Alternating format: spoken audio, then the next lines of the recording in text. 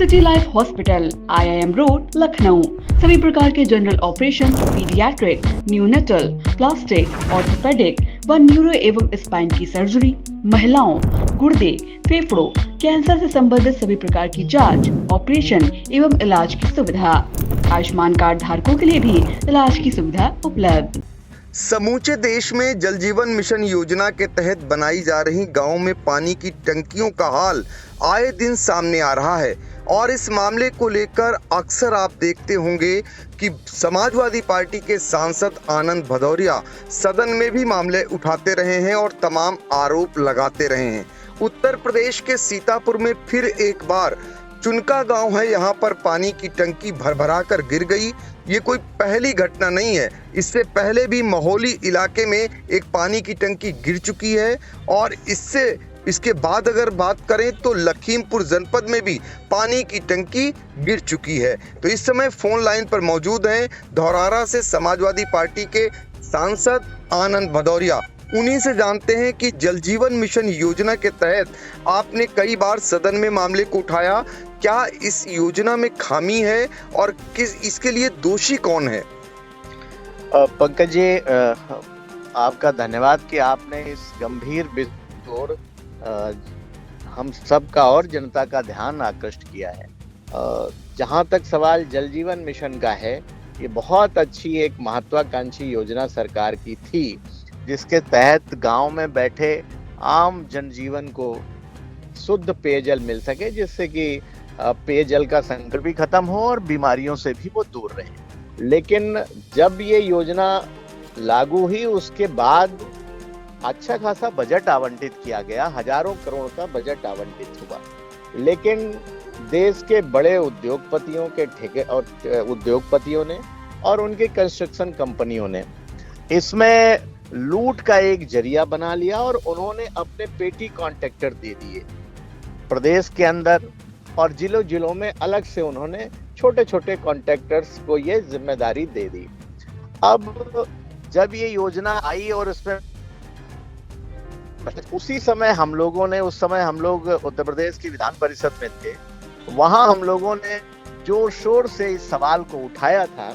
उस समय तत्कालीन मंत्री जल जीवन मिशन जिनके पास था, सिंचाई जिसको मिला करके नया इन्होंने मंत्रालय बनाया, उस समय के मंत्री से हमारी बहस भी हुई थी सदन के अंदर, और मैंने तभी कहा था कि ये आजादी के बाद का सबसे बड़ा घोटाला साबित होगा जब कभी सरकारें बदलेगी और नई सरकार बनेगी, गैर भारतीय जनता पार्टी की हुकूमत बनेगी और जांच होगी तो ये सबसे बड़ा घोटाला साबित होगा। क्योंकि जो भ्रष्टाचार की गंगोत्री दिल्ली से बही, वो उत्तर प्रदेश आते आते इस पे पूरी भारतीय जनता पार्टी, उसके चहेते ठेकेदार आकंठ तक माला माल और लबालब हो गए भ्रष्टाचार से। जहां तक सवाल इन दिनों जो इसका भ्रष्टाचार आ रहा है, उजागर हो रहा है, टंकियों के गिरने के रूप में, पाइपलाइन फटने के रूप में, टूटियां से पानी ना आने के संबंध में, आज जो हालिया आज घटना हुई है महमूदाबाद तहसील में पहला ब्लॉक के जिस गांव में, वहां भी पूरी की पूरी टंकी भरभरा करके गिर गई, जो अपने आप में खुद प्रमाण दे रही है, चिल्ला चिल्ला करके, चीख चीख करके कह रही है कि भ्रष्टाचार कितने बड़े पैमाने पर हुआ है। इससे पहले हमारे लोकसभा क्षेत्र के महोली में सबसे पहले एक टंकी गिरी, चिताला गांव में, धौरारा के ईसानगर ब्लॉक में एक टंकी इसी तरह गिरी, और उसके जवाब में प्रशासन के लोग और तमाम लोग कहते रहे नहीं वो कुछ टेक्निकल दिक्कत थी। लेकिन अब उत्तर प्रदेश के तमाम हिस्सों में और हमारे जनपद में ही जगह जगह टंकी गिरने की खबर आ रही, अगल बगल गिरने की खबर आ रही। ये तो भ्रष्टाचार हुआ ही हुआ है। साथ जिस मानक में पाइप डालने चाहिए थे, जिस मोटाई के डालने चाहिए, जिस क्वालिटी के डालने चाहिए थे, वो नहीं डाले गए। पानी में फ्लो कहीं नहीं आ रहा है। जो जहां टंकियां बंद करके खड़ी हैं वो सफेद हाथी के रूप में है, उसमें कहीं किसी टोटी से पानी नहीं मिल पा रहा है।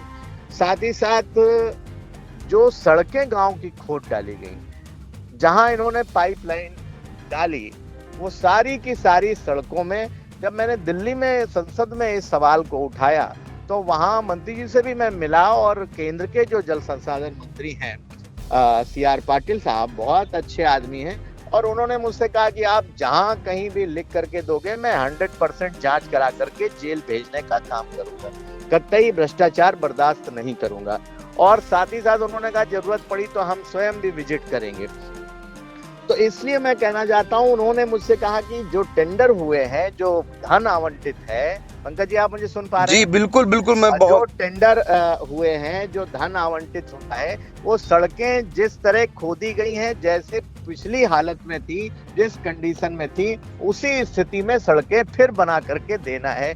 लेकिन ये क्या कर रहे हैं कि ये पूरी एक बार खोद दी पूरी की पूरी सड़क, कहीं कहीं तो जेसीबी से खोद दी, कटर से भी नहीं, तो पूरी की पूरी सड़क अगर 2 फीट चौड़ाई में खोदना था तो इन्होंने पूरी सड़क चौपट कर दी और फिर उसमें वही मिट्टी उठा करके भर दी, वही जो मलबा निकला था वही पाट दिया, जिससे गांव में आए दिन दुर्घटनाएं हो रही हैं। और कहीं पर ये सड़क बिल्कुल फिर से उसी स्थिति में नहीं बना रहे हैं। तो ये भी एक बहुत बड़ा भ्रष्टाचार हो रहा है, जो हर स्तर पर भ्रष्टाचार हुआ है। सरकार की बहुत महत्वाकांक्षी योजना थी, इसमें अगर भ्रष्टाचार न हुआ होता, धन का बंदरबाट ना होता, तो ये एक बहुत अच्छी गरीबों के लिए और आम जनजीवन के लिए ये शुद्ध जल मिलता है, क्योंकि तमाम बीमारियां जो पानी से होती हैं, शायद सरकार की मंशा यही रही हो कि हम आम जनजीवन तक शुद्ध पेयजल देंगे, जिससे गांव में लोगों का स्वास्थ्य भी अच्छा रहेगा। लेकिन सरकार की महत्वाकांक्षी योजना को ठेकेदारों ने इसमें पलीता लगाने का काम किया है और ये योजना जो सब सफल होनी चाहिए थी, वो असफल योजना साबित हो रही है। बिल्कुल, आपने बहुत सारे गंभीर आरोप लगाए कि सबसे बड़ा घोटाला है जल जीवन मिशन योजना का। इसमें पेटी कॉन्ट्रैक्टर से जो काम कराया गया है, उद्योगपतियों को जो टेंडर दिया गया है, उसका ये खामियाजा है। जब इसका निर्माण हो रहा था तो मानक विहीन निर्माण कार्य कराए गए और वहां ध्यान नहीं रखा गया। ये तमाम गंभीर आरोप हैं। ऐसे में आप देख रहे होंगे लखीमपुर में एक पानी की टंकी गिरी, सीतापुर में ये दूसरा हादसा है, अन्य जनपदों में भी ऐसे मामले सामने आए। तो ये बताइए कि अगर कहीं मान लीजिए मानसून लगातार पानी गिरता है या फिर तेज आंधी आती है, जब ना अभी आंधी आई ना अभी पानी गिरा और भरभरा कर पानी की टंकी गिर गई, उस समय के हालात क्या होंगे? पंकज जी, मैं आपके माध्यम से ये भी कहूंगा कि आप भी गांव के लोगों से अपील करिए और ये अपील करिए कि कम से कम बरसात के दिनों में टंकियों के आसपास ना जाएं, क्योंकि कोई भी टंकी गिर सकती है। और हालांकि जब लगातार विपक्ष सवाल उठा रहा है और सरकार, उत्तर प्रदेश की सरकार तक भी आला अधिकारियों के साथ साथ मुझे लगता है माननीय मुख्यमंत्री जी तक भी ये बात तो उनके भी संज्ञान में है कि हाँ, भ्रष्टाचार बड़े पैमाने पर हुआ है। इसलिए जो अभी नोडल अधिकारी जो जिलों का दौरा कर रहे हैं, उनको भी सरकार ने ये लक्ष्य दिया है, टारगेट दिया है कि आप जल जीवन मिशन के तहत भी जो काम हुए हैं उनका भी कम से कम एक गांव में जाकर के स्थलीय निरीक्षण कीजिए। मुझे लगता है कि बरसात में लोगों को ध्यान रखना चाहिए। हम आप मिल करके जनता को जागृत करेंगे, कम से कम टंकी के आसपास जो बच्चे जाते हैं खेलने के लिए वो न जाएं और थोड़ा एहतियात बरतें। मुझे लगता है कि ये शायद बड़े पैमाने पर भ्रष्टाचार की वजह से ये इस तरीके के हालात बने हैं जो कहीं न कहीं दुर्घटना का सबब आगे आने वाले दिनों में भी बन सकते हैं। आखिरी मेरा सवाल आनंद भदौरिया जी की, इस पूरे मामले में जिम्मेदारों को किस प्रकार कार्रवाई करनी चाहिए कि आगे चलकर ये नजीर बने और इस प्रकार का हादसा न हो? अब मुझे लगता है पूरे देश की तो मुझे नहीं जानकारी है, लेकिन उत्तर प्रदेश और खासकर अपने क्षेत्र की जानकारी है जहां बड़े पैमाने पर भ्रष्टाचार हुआ है। सरकार को एक अभियान चला करके और हर स्तर पर इसकी जांच करनी चाहिए। सड़क खुदाई से लेकर के, पाइप की क्वालिटी से लेकर के, टूटी की क्वालिटी से लेकर के, भुगतान से लेकर के, एक बड़े पैमाने पर अलग इस पर जांच बिठानी चाहिए और जांच की वजह से कार्य में कोई बाधा न बने, इसका भी ध्यान रखना चाहिए। कार्य भी समय से पूरा हो, लेकिन गुणवत्ता जो होनी चाहिए, जो मानक रखने चाहिए, अगर उनकी अवहेलना हुई है तो जिस स्तर पर जो भी जिम्मेदार है, क्योंकि ये सीधे जनता की गाढ़ी कमाई है, जो कि जनता के सीधे स्वास्थ्य से जुड़ा हुआ जल एक ऐसा पानी, एक ऐसा एलिमेंट है, एक ऐसा पदार्थ है जो हम आपके सबके लिए आवश्यक है। और शुद्ध पेयजल मिलना चाहिए सबको। बिना उसके हम आप शायद जीवन की कल्पना नहीं हो सकती। तो ऐसे मुद्दे से ऐसे पदार्थ से जो कि जुड़ा हुआ है, ये पानी से जुड़ा हुआ सवाल है, तो इस विषय पर हमें बिल्कुल भी कोई लापरवाही नहीं करनी चाहिए। और सरकार से हम मांग करेंगे कि जो भी जिस स्तर पर जिम्मेदार है, इसको एक तरीके से जीवन के साथ ये खिलवाड़ किया जा रहा है, मानव जीवन के साथ, उतना गंभीर मान करके कार्रवाई होनी चाहिए। जो जिम्मेदार लोग हैं उन पर कठोरतम से कठोरतम जो कार्रवाई हो सकती है वो कार्रवाई करनी चाहिए सरकार को। बिल्कुल, पानी की टंकियों में जो हादसे हो रहे हैं उसको लेकर ये मांग बहुत जोर शोर से उठ रही है कि इसकी जांच कराई जाए, कम से कम अब रैंडम चेकिंग हो और ऐसे मामलों को देखा जाए ताकि आने वाले समय में हादसे और न हो। फिलहाल घोटाले का गंभीर आरोप विपक्षी पार्टियों की ओर से लगाए जाना लगा है और ऐसे में सदन में इस मामले को उठाने वाले आनंद भदौरिया ने सुझाव भी सरकार को दिया है और साथ ही तमाम सवाल भी उठाए हैं। आपने आई इंडिया से बातचीत की, सांसद जी आपका बहुत बहुत शुक्रिया। जी बहुत धन्यवाद आपका, इस गंभीर विषय पर आपने मेरी राय दी, बहुत बहुत धन्यवाद।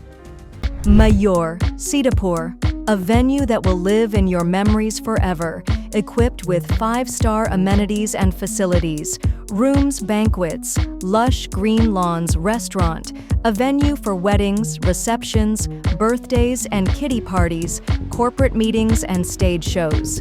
At Mayur Experience, care beyond compare.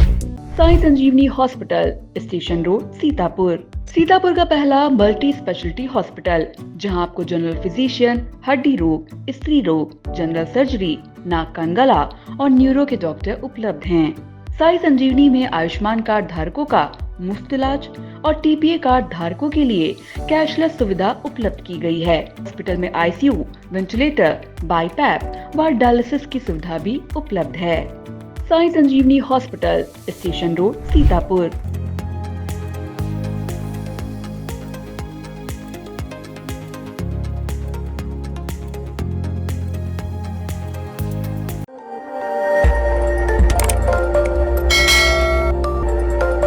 खबर आपकी, नजर हमारी। देखते रहिए आई इंडिया।